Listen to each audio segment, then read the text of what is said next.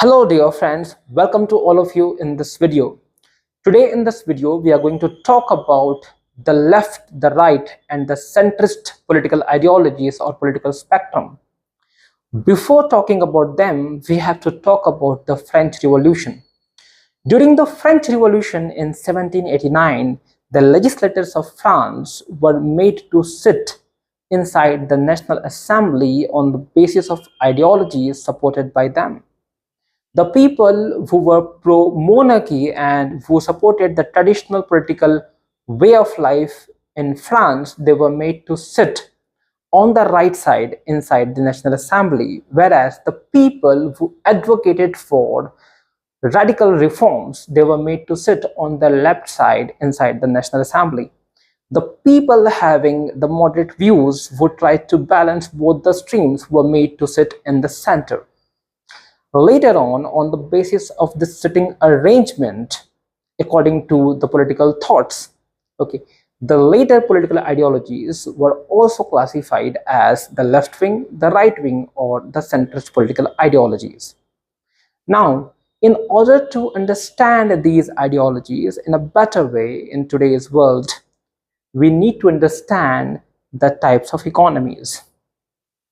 Well, the economies can be classified in two major types, the market economy and the non-market economy. So as far as the market economy is concerned, it was initiated in USA after the First World War.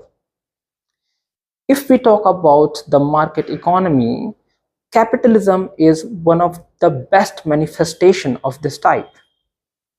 So in the market economy, market was considered to be the sole regulator of the economic activities. It was characterized by the existence of individual property. So in the market economy, the means of production and resources were owned by individual people and not by the government. And these individual people are expected to invest in industries and innovation so that the jobs could be generated and profit could be made. But there was a big problem with this kind of economy. That was the division of society in two strata or two classes. The people who owned the means of production, the resources, they were called bourgeois, and the class which worked for the bourgeois people in the factories, okay, that was called proletariat. So the people who owned the means of production, the resources, who owned factories, they were called the bourgeois people. That section of society was called the bourgeois.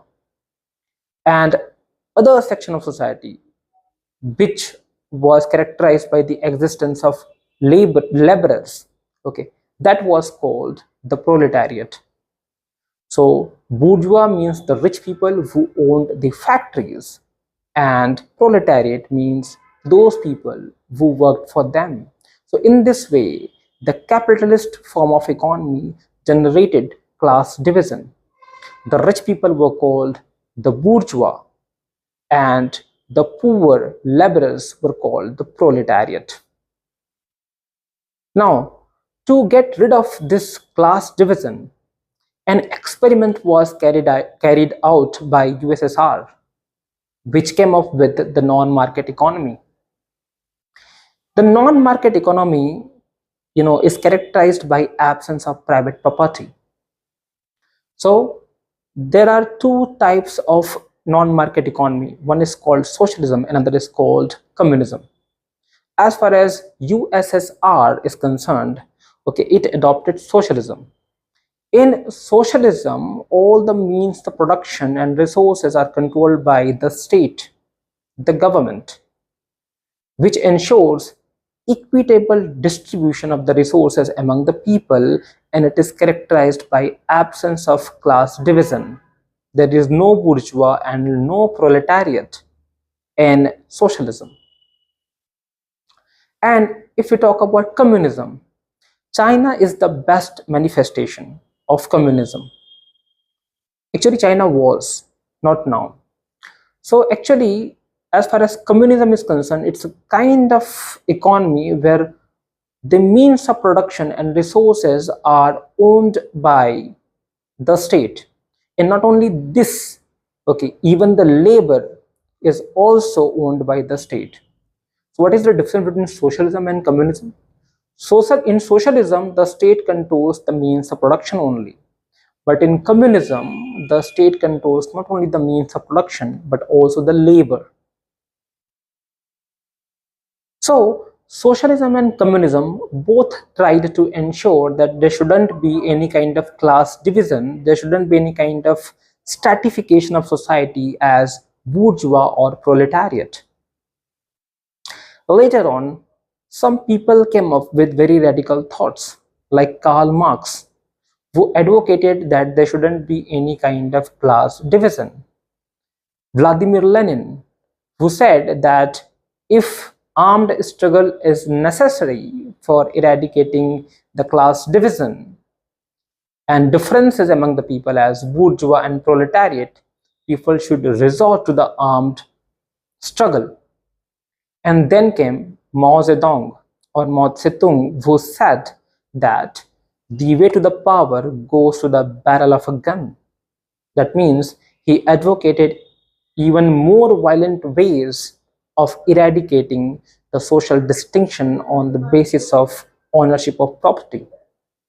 So today, the people who are pro-capitalism and who talk about traditional values, okay, cultural identity, they are called the people who are supporters of the right wing.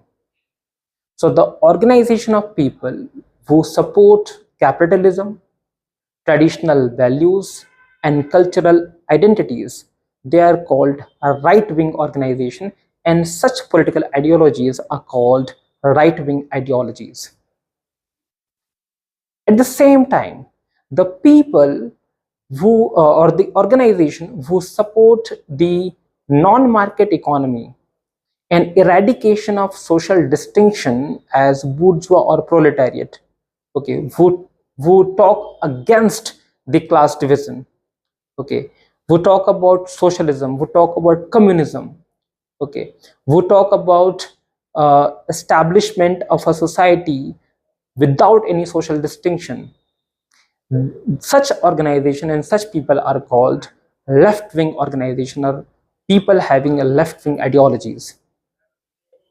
And when an organization tries to balance between both these ideologies, that organization is called the centrist organization, and the political views or ideologies uh, characterized by such organizations are called the centrist political ideologies. So this is all about the left wing, the right wing, and the centrist. So left wing people are those people who advocate a classless society, who talk about socialism, who talk about communism.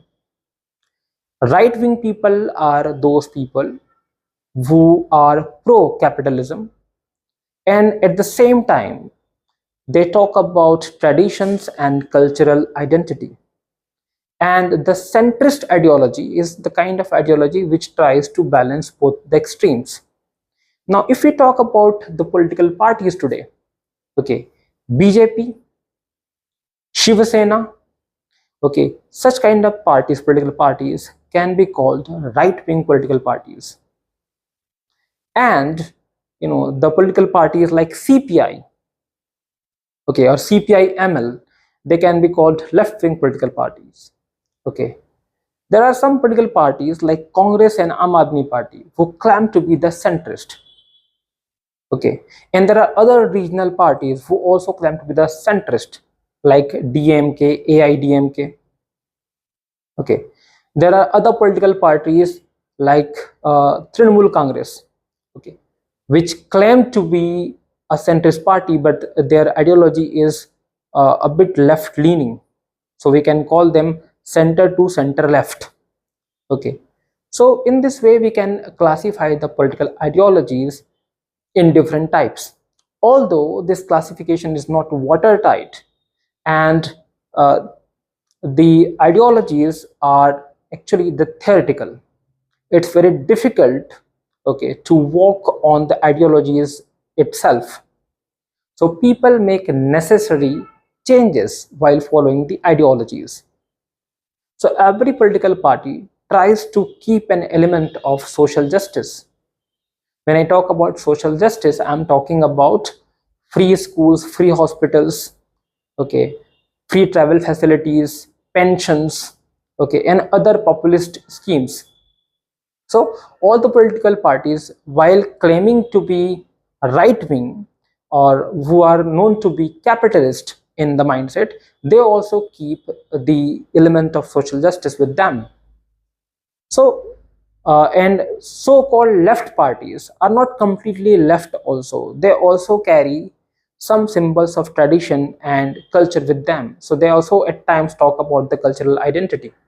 So the watertight division is not possible, but broadly, we can classify the political parties as right wing, left wing, or centrist. How I already have explained. Thanks for watching the video. Keep supporting. Do subscribe the channel.